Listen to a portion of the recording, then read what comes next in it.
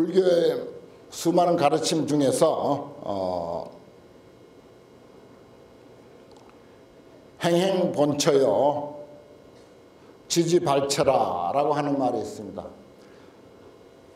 아무리 행하고 행해봐도 결국은 본래의 그 자리고 가고 가서 이르고 이르렀다 하더라도 역시 출발한 그 자리더라. 그런 말이 있어요. 법화경을 우리가 앞에 놓고 불교를 이야기할 때는 정말 법화경의 수준에 맞는 법화경의 안목에서 조금 더 어긋나지 않는 한치의 오차도 없는 불교를 거량해야 옳다라고 하는 그런 원칙이 있습니다. 우리가 금강경을 앞에 놓고는 금강경에 맞게 이야기를 해야 되고 지장경을 앞에 놓고는 지장경에 맞게 이야기를 해야 하는 것이 불교를 배우고 불교를 공부하는 사람들의 원칙에 해당되는 것입니다. 그래서 오늘은 우리 불자님들이 이해가 되든 안 되든 법화경의 정신, 법화경 사상에 맞는 말씀만 드리려고 합니다. 행행본처라고 하는 것은 우리가 참선이다, 간경이다, 연불이다, 주력이다, 절이다 온갖 84,000가지 수행법이 있습니다. 지금은 결제 중이라 사찰에서나 아니면 시민선방에서 수많은 수행자들이 피나는 용맹정진에 임하고 있습니다. 오늘 이 순간 우리는 여기서 우리 나름대로 추위를 무릅쓰고 여기 와서 그 나름의 수행과 그 나름의 정진을 하고 있습니다. 그러나 어떤 수행, 어떤 정진을 한다 하더라도 그것은 정진하기 이전 본래의 자리더라, 본래의 사람이더라 하는 것입니다. 어떤 수행을 하든 간에 본래의 사람이더라, 행행본처더라, 행하고 행해야 본래의 처소더라, 지지발처라. 그러면은 참선을 하고 저기 높은 봉우리에서 홀로 살면서 일종식을 하고 장자불화를 하고 피나는 용맹정진을 수십 년 쌓아서 어느 경지에 서서 이르렀다 손치더라도 지지발처라 이르고 이른 그곳이 결국은 출발한 사람의 삶, 사람이라고 하는 바로 그 자리더라 하는 것입니다. 어느 경지에 이르렀다 하더라도 그것을 부처라고 하든 보살이라고 하든 선지식이라고 하든 조사라고 하든 종사라고 하든 뭐 큰 스님이라고 하든 수다원, 사다함, 아나함, 아라함, 십신, 십주, 십행, 십평, 십지, 등각, 묘각 불교 수행에 있어서 해당되는 온갖 명칭, 그 많고 많은 명칭 그 어디에 설사 이르렀다 손치더라 법화경 사상입니다. 법화경 정신입니다. 그래서 법화경은 세상에서 제일 쉬운 불교예요. 아무것도 더 이상 하려고 갈등할 필요가 없습니다. 하고 싶으면 하되 그것은 그 사람의 하나의 삶의 방식일 뿐입니다. 용맹정진을 하든 하루에 3,000배를 하든 뭘 하든 간에 그것은 그 사람의 삶의 한 방식이고 그 사람이 좋아하는 하나의 수행일 뿐이지 그것이 어떤 결과를 얻어낸다, 그것을 통해서 부처가 된다, 보살이 된다라고 하는 생각은 절대 하셔서는 안 됩니다. 그것을 통해서 되어지는 일은 없습니다. 그것이 법화경 정신입니다. 그러면은 법화경 불교라고 하는 것이 결국 무엇이냐? 우리 인간 개개인이 본래로 가지고 있는 절대 평등하고 완전 무결한 그리고 영원한 생명 또 불생불멸의 존재 그리고 무엇라고 다 설명할 수 없는 무량무변의 공덕과 무량무변의 신통묘용이 우리들 개개인의 자신이 다 지니고 있다고 하는 이 사실을 인식하는 일입니다. 그것만 인식하면 끝나는 거죠. 달리 그것을 만들어서 내 보물 창고에 가둬 쌓아놓는 일이 아니에요. 어디서 가져오는 게 아닙니다. 뭐 참선을 해서 가져오고 연부를 해서 가져오고 기도를 해서 가져오는 것이 아니라 이미 우리들 속에 불가사의하고 기기묘묘한 그런 그 무량무변 공덕을 다 지니고 있다고 하는 이 사실에 눈을 뜨는 것이고 그 사실을 이해하는 일이지 다른 일 아닙니다. 그래서 뭐라고 행행본처요 지지발처라. 아무리 수행하고 수행해도 역시 사람이라고 하는 그 자리를 벗어나 있지 않고 아무리 어디에 이르렀다 저 비비상천에 이르렀다 손치더라도 결국 지지발처라.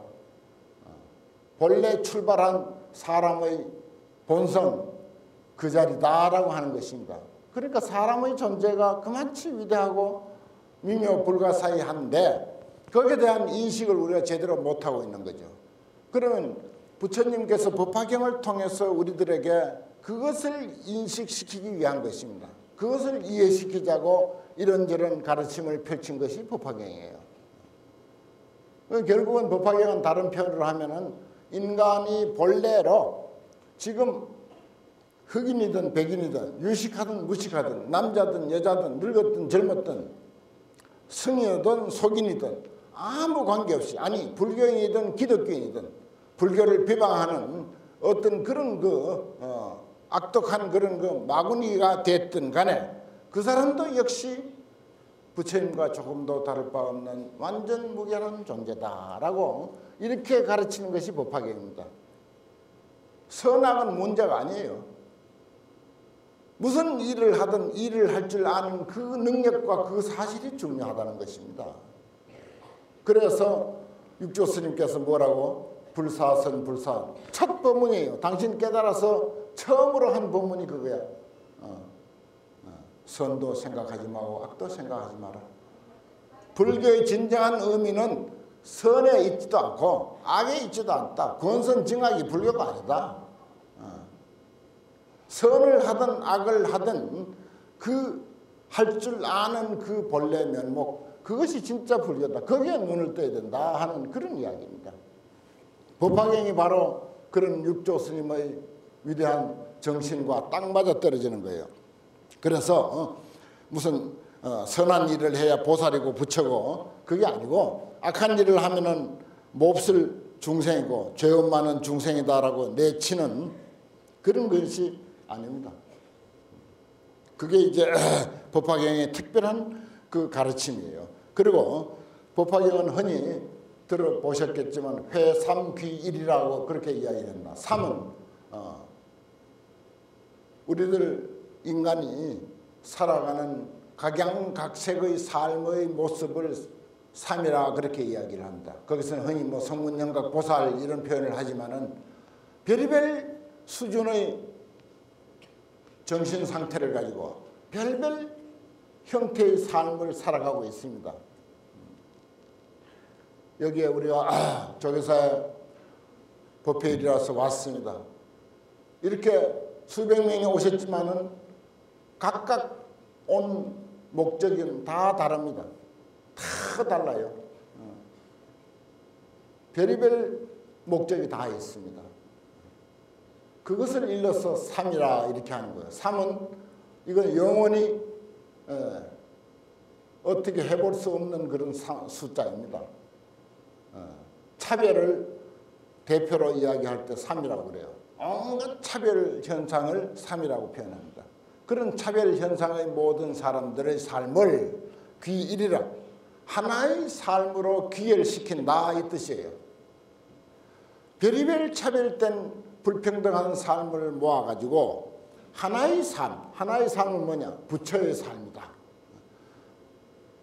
너가 어떤 삶을 살든지 도둑질을 하면서 살든지 사기를 치면서 살든지 봉사를 하면서 살든지 어디 뭐 성실한 공무원이든지 아무 관계없이 그대로 모두가 부처의 삶이다. 부처의 삶이라는 사실에 눈을 떠라라고 하는 것이 회삼귀일의 의미입니다. 또 법화경은 3분의 1이나 되는 많고 많은 양, 어쩌면 한 반 정도 차지하고 있는 내용이 수기 이야기예요. 수기. 그동안도 이제 앞에서 사리부리 수기를 받는 이야기 들었죠? 나왔죠, 앞에서. 사리부리 수기를 받을 때는 아주 근사하게 이야기를 합니다. 언제 어느 나라에서 무슨 이름으로 부처가 될 것이다, 이렇게 해요. 그건 사리부리에게 그렇게 하고, 그 다음에 4대 성문인데 또 신의 품에서 4대 성문 수기 받았죠. 그럼 그 사람들은 또 그런 대로 또 형식을 갖춰서 수기를 줍니다. 수기라는 게 뭡니까? 부처라고 하는 보증하는 이야기입니다.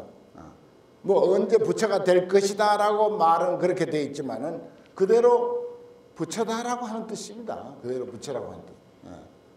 왜 그런가 하니 방편품에서 여러분들 공부하셨죠? 방편품에 이런 말이 있습니다.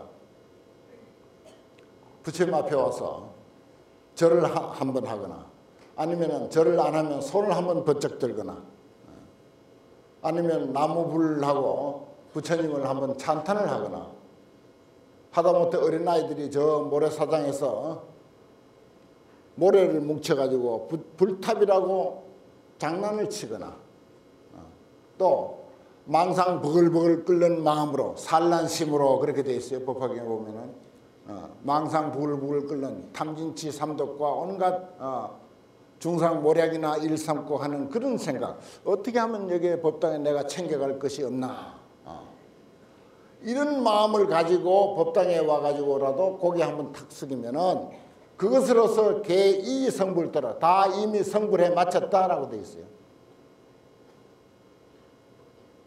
이게 법화경의 제일 중요한 이야기입니다. 그러면 그런 일마저도 안 한 사람은 뭐냐?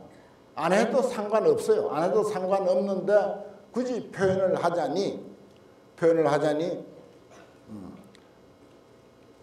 법당에 와서 무언가 가져갈 것을 생각하면서라도 형식적으로 절 한 번 하는 그것만으로도 이미 부처를 이루어 마쳤다. 개이 성불더라.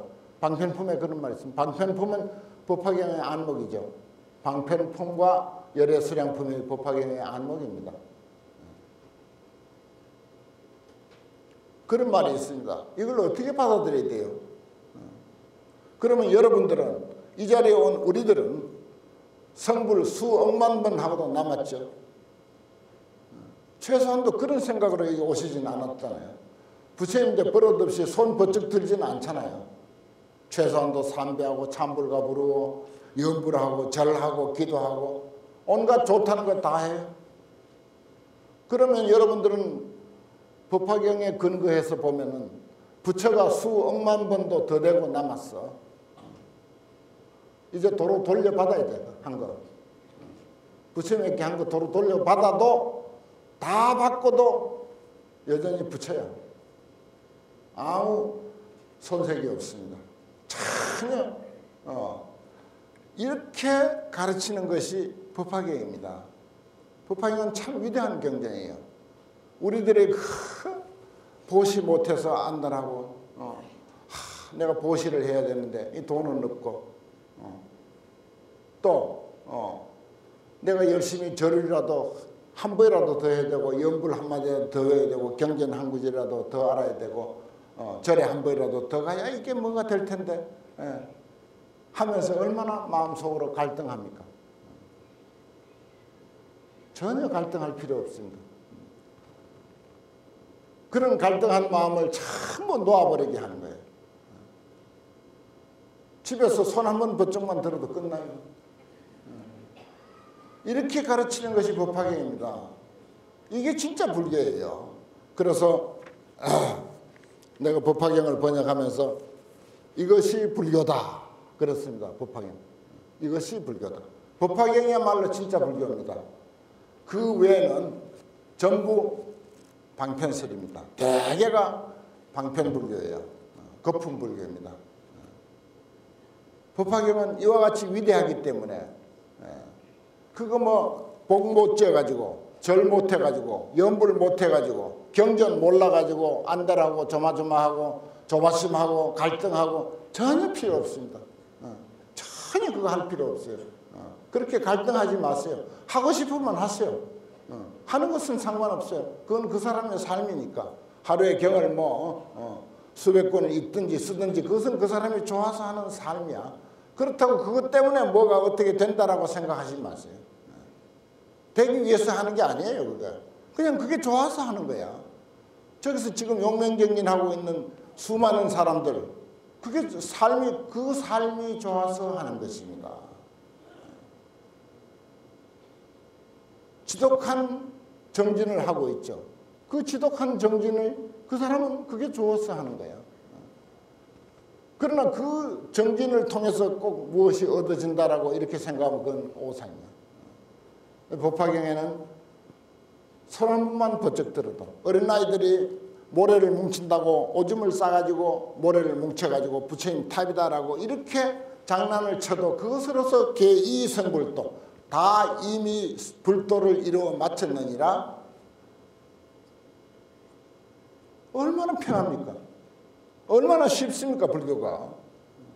이렇게 사람을 편하게 해줘야지. 사람을.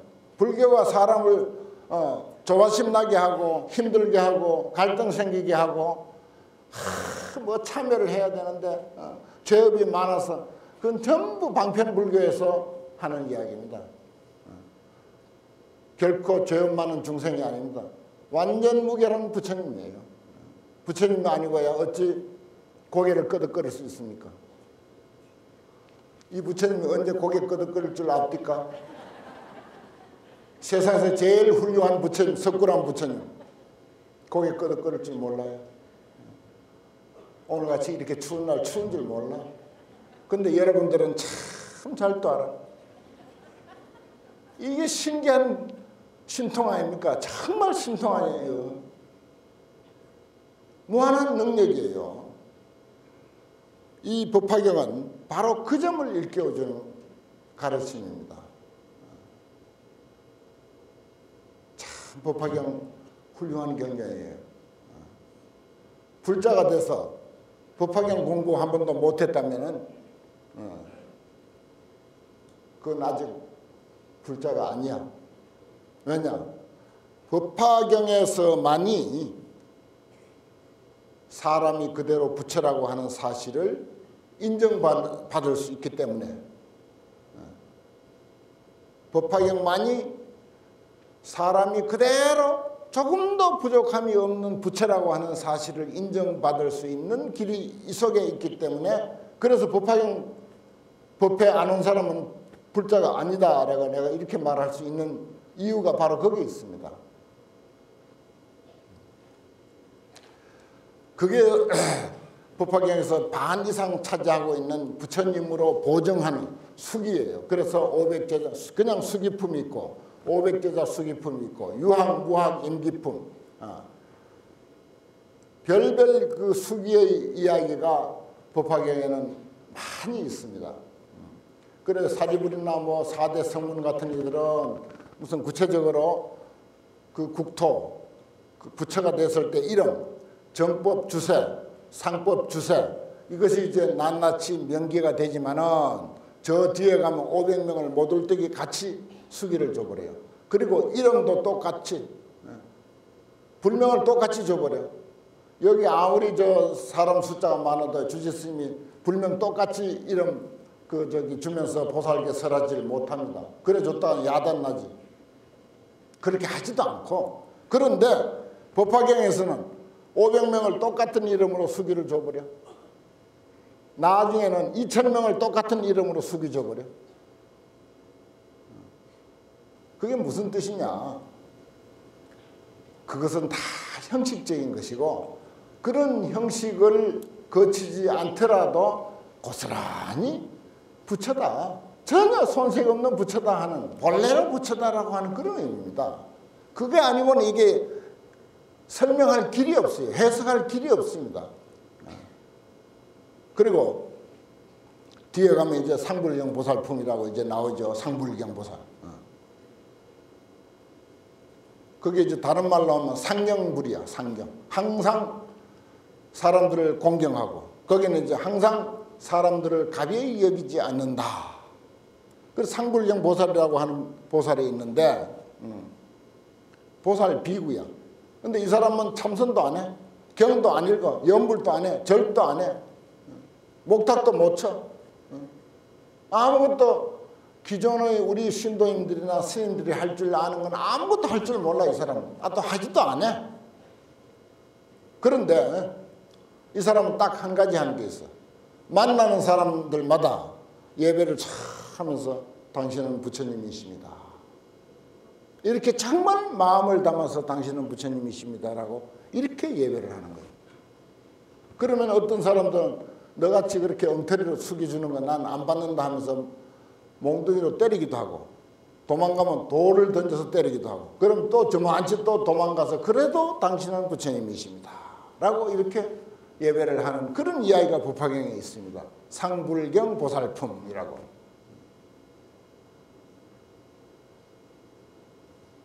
그게 그야말로 이 수기의 하이라이트야. 거기가. 그러니까 처음에는 사리부렸게 뭐 한참 장황하게 부처는 무슨 이름으로 어떤 나라에서 상법이 얼마 가고 정법이 얼마 가고 해서 이렇게 부처가 될 것이다 이런 식으로 해오다가 그 차츰차츰 속도가 빨라져요. 그게 생략이 돼가 차츰차츰 생략이 돼가면서 나중에는 그냥 상불경 보살을 등장시켜가지고 모든 사람을 그리고 모든 생명을 똑같이 부처다라고 이렇게 보증을 하고 수기를 주고 인가를 합니다. 그래서 정말 행행본체요. 우리는 어떤 수행을 하든 어떤 공덕을 닦든 어떤 불교적인 행위를 하든 행행본체 본래 그 자리 그 어떤 일보다도 인간이 가지고 있는 인간의 그 지극히 고귀한 본성에 대한 깊은 이해와 그것을 우리가 인정해주고 배려해주고 받들어 섬길 줄 아는 그 마음 그것보다 더 훌륭한 일은 없다. 그것보다 더 훌륭한 일은 없다 하는 것입니다. 그래서 상불경 보살은 바로 석가모니의 전신이다 그래요. 석가모니가 된 것도 결국은 모든 사람을 부처님으로 받들어 섬긴데 인연이 되어서 그래서 오늘날 석가모니가 됐다. 법화경은 그렇게 이야기하고 있습니다. 그래서 법화경이 세상에 맨 처음 등장할 때 아주 곤욕을 많이 치렀습니다. 이건 이제 대성불교 운동의 선언서거든요. 정말 불교다운 불교를 세상에 펼치기 위해서 선언서적인 그런 그 경전이 법화경입니다. 그러면 소승불교 사상하고 전혀 반대거든요. 전혀 반대로. 소승불교에서는 삼아성직업이라고 하는 그런 세월을 거쳐야 비로소 부처가 된다고 했는데 여기는 상불경 보살이 또 등장해가지고 당신도 부처님이야, 당신도 부처님이야, 당신도 부처님이야, 모두가 부처님이야 라고 해버렸으니 이게 난리가 난 거예요. 소승경전에서 보면, 소승불교에서 보면 큰 난리가 난 거예요. 혁명도 이만저만한 혁명이 아닙니다. 보통 일 아닌 거예요, 이게. 따지고 보면. 그래서 소승불교 사람들에게 박해도 많이 받고 그런 이야기가 이 법화경 안에 구절구절이 들어있습니다.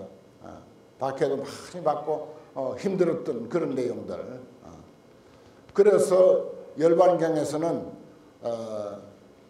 부처님께서 유언으로 말씀하시면서 그 이법사이라고 해서 법사이라고 하는 것인데 소승경전을 의지하지 말고 대승경전만을 의지하라. 요의 불이 불요의 이렇게 되어 있어요. 요의경을 의지하고 불요의경은 의지하지 말라. 불교에는 경전이 얼마나 많습니까? 언제 그걸 일일이 다 보고 나서 내가 그걸 판단해가지고 아, 요게 좋은 경기자 하겠어 이렇게 공부할 겨를이 어디 있습니까? 처음부터 최고 좋은 경전을 봐야 돼요. 아니 오늘 보고 내일 못 볼지 누가 알아요? 그거? 누가 그걸 보장합니까? 그러기에 최고 좋은 경전, 가장 수준 높은 경전부터 공부해야 됩니다. 그게 원칙이에요. 오늘 경전이 좋았지만 내일 못 볼 수도 있잖아요. 그리고 이 법화경은 부처님께서 70이 넘은 이후 마지막 8년 동안 설하신 것이다 라고 그렇게 되어 있는데 최후의 말씀이다라고 해도 과언이 아니에요. 최후의 말씀이다. 그러면 이 법화경은 우리 인류에게 최후로 전해주고 싶은 부처님의 마지막 말씀이다. 그 얘기입니다.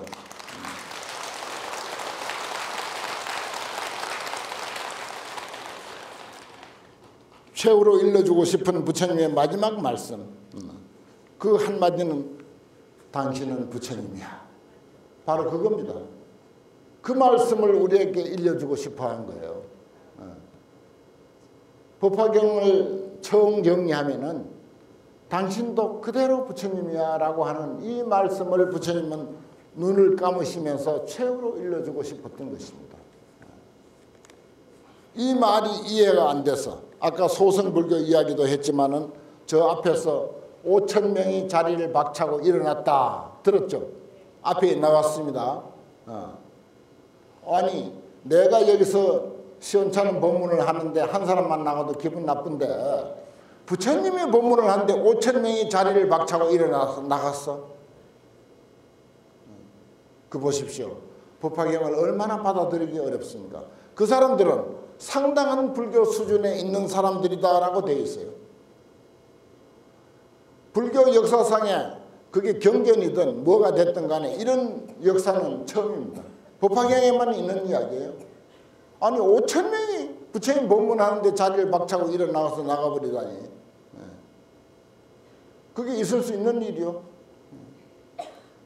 그런 사건이 벌어졌어요. 그러니까 얼마나 이 법화경이 이 바른 가르침, 진리의 가르침, 참 이치, 진리란 참 이치 아닙니까? 참다운 이치가 이 세상에 제대로 빛을 보기가 그렇게 쉬운 것이 아니다.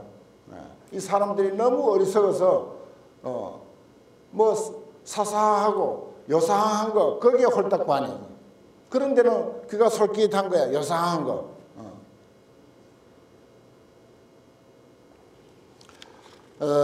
법화경은 이러한 정신이 계승되어 가지고 결국은 조사 스님들에게 와서 여러 가지로 표현이 되죠. 여러 가지로 표현이 되는데 육조 스님이 이제 그렇게 나무꾼이 한순간에 그 사람이 무슨 보시를 했습니까? 지계를 했습니까? 인욕을 했습니까? 갱이라는 개자도 모르는 사람이야. 불교라는 불자도 모르는 사람인데 아니 나무팔로 갔다 금강경 한 구절 듣고 그만 끝내버렸잖아요. 불교 공부 끝난 거야. 그 언제 그 사람은 손도 한번 들 여가도 없었어. 나무불을 할 줄도 몰라서 그 사람은. 그런데 그렇게 끝냈잖아. 그뿐만 아니라 열반회상에 광역도화라고 하는 이가 있어. 이마가 넓적하고 번들번들하고 워낙 소를 잘 잡아가지고 인도 사회에서 아주 이름이 나 있어. 광역도화라고. 소를 인도에서 제일 잘 잡는 사람이야. 힘도 장사고 이마가 그냥 막 넓적해가지고 소고기를 하도 많이 먹어서 이마가 번쩍번쩍하고 그냥 기름이 번질번질하고 하는 그런 사람이야. 그래 광역도화야. 그 사람이 어느 날 소를 한참 잡고 있다가 문득 생각이 나왔어. 그래서 그 칼을 도마에다 탁 꼽으면서 나도 현급 1천 부처님 가운데 하나다. 나도 부처다라고 이렇게 당당하게 소리쳤어요. 그 사람 상귀 할 줄 몰라. 배운 적이 없어. 반야신경 하나도 몰라 그 사람도. 언제 뭐 보시, 지계, 인욕, 정진, 선정, 지혜 이런 거 하지도 않았어. 용맹정진이 뭐야? 참선이 뭐야? 그런데 천불의 일수다. 나도 부처다라고 이렇게 당당히 큰 소리 쳐가지고 그 후부터 지금까지 박수갈채가 쏟아지는 거예요. 그 관객도와의 그 말 한마디에 박수갈채가 쏟아지고 있어.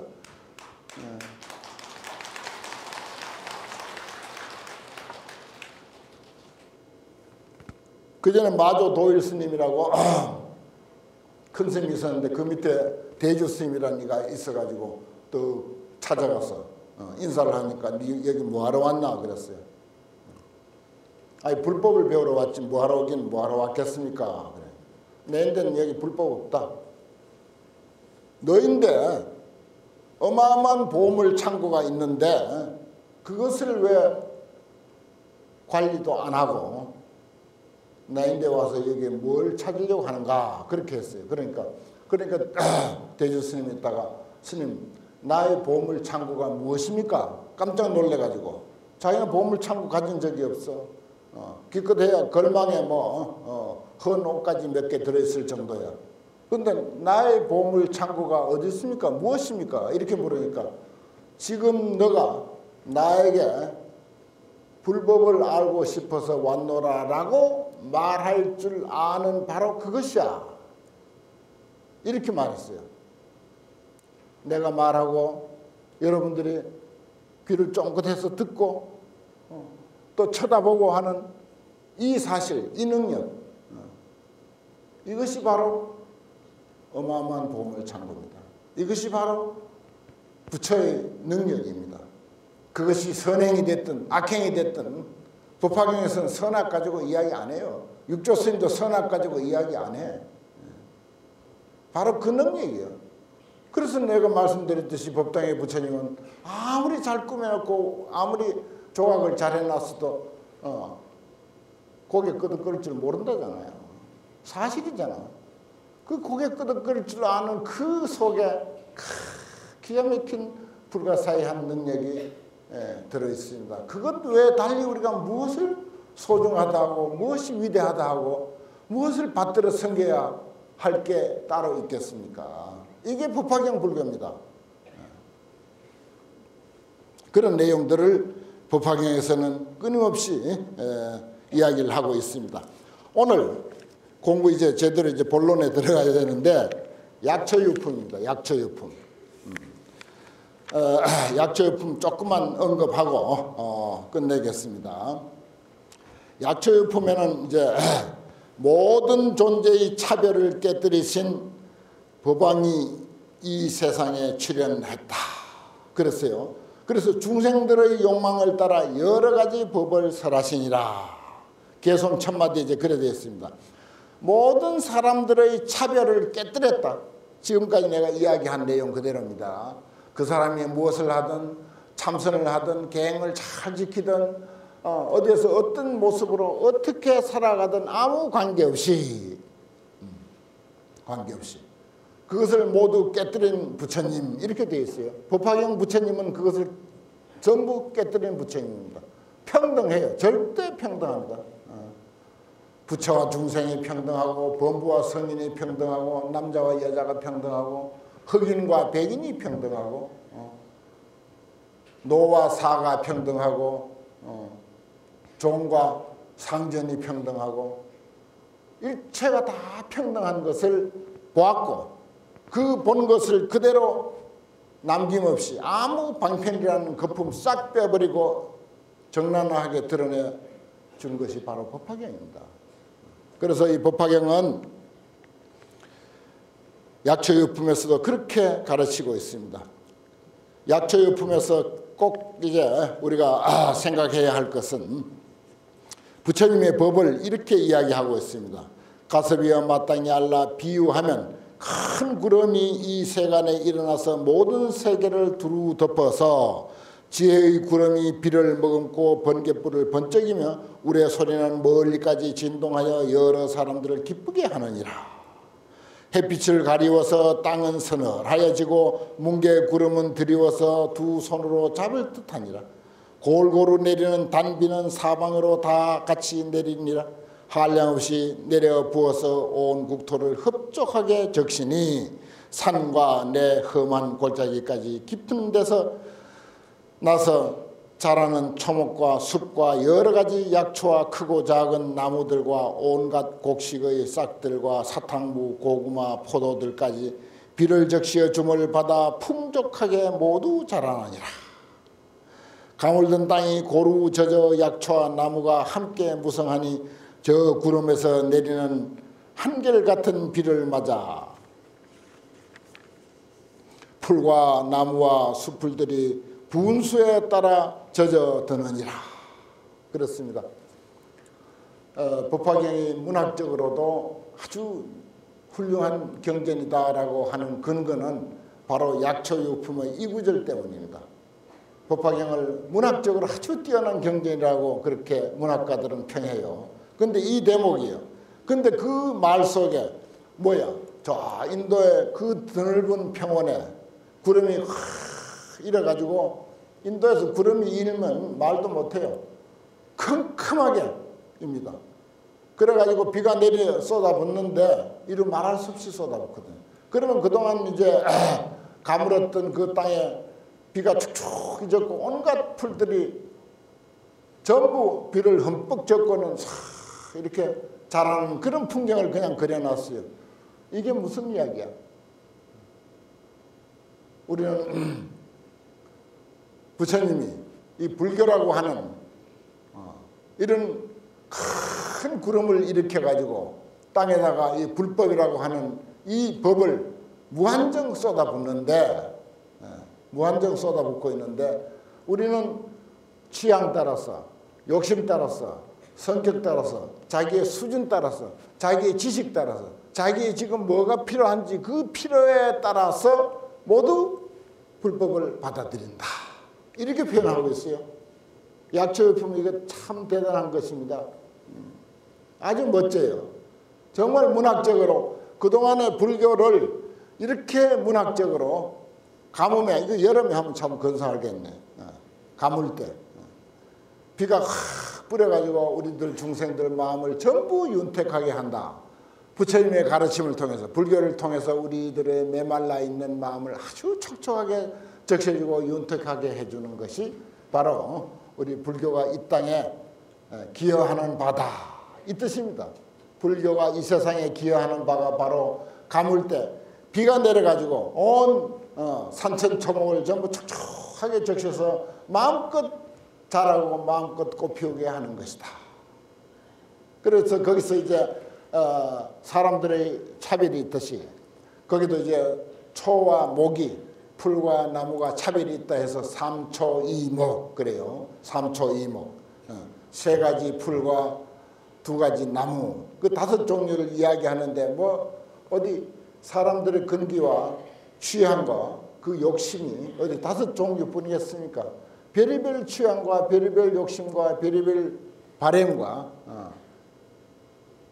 별의별 소망이 무수 억만인데 그 다섯 가지로 그렇게 이제 대강 그렇게 표현을 합니다. 그러나 그런 그 각각 필요로 하는 것과 각각 근기와 각각 소망이 다 다르더라도 불교라고 하는 이 거대한 구름에서 쏟아붓는 그 빗줄기를 통해서 우리는 그 나름대로 내 그릇에 알맞게 비를 받아서 그것을 하나의 생명수로 받아들인다는 것이죠. 천도가 필요한 사람은 천도하게 하고 아이가 좋은 학교에 가도록 기원하는 사람은 학교에 가게 만들고 정말 법화경의 오묘한 진리가 필요로 한 사람은 법화경에 관심이 있고 그냥 조계사라고 하는 이 성스러운 도량이 좋아서 온 사람은 그냥 이 도량에 와서 도량을 거니는 그것만으로도 그 사람의 소기의 목적은 달성하는 것이 되고 각양각색이잖아요. 혹도 뭐라고 표현하지 못할 딴 뜻으로 온 사람들도 있을 거야 아마. 그거 다 부처님은 알아. 무엇으로 왔는지 어떤 목적으로 왔든지 그 나름대로 다 그 그릇을 여러분의 그 그릇을 전부 채워주는 것이 불교고 불법입니다.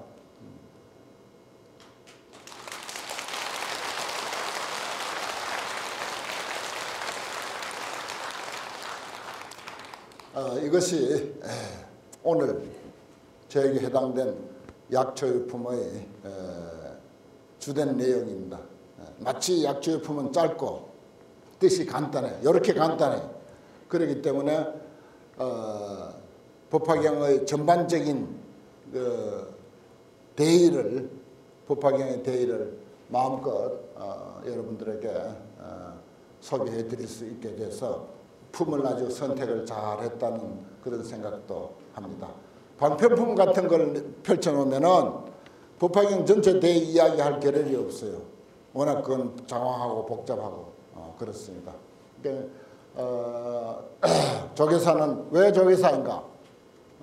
이런 법화경과 같은 대승불교 경중의 왕이라고 할 수 있는 이러한 경전을 가지고 불교 살림살이를 하기 때문에 그래서 조계사야. 그래서 한국 불교의 1번지인 것이죠. 그것을 꼭 우리는 마음에 담고 앞으로 아주 훌륭한 법사 스님들이 와서 끊임없이 법화경을 선양을 하고 여러분들에게 진정 마음의 양식이 되도록 하게 될 것이니까 언제나 이와 같은 최상승법을 선양하는 그런 도량이 되도록 우리 모두 노력하십시다.